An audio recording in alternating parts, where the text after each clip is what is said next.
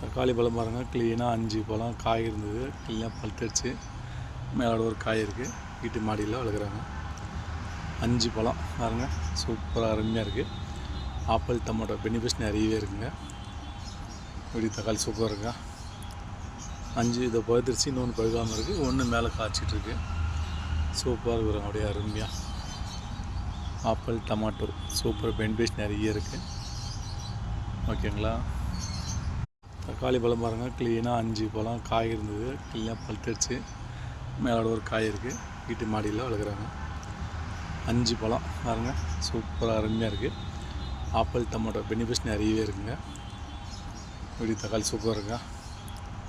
5 இதை பழுத்துருச்சு, இன்னொன்று பழுக்காமல் இருக்குது, ஒன்று மேலே காய்ச்சிட்ருக்கு. சூப்பராக இருக்கிறாங்க, அப்படியே அருமையாக.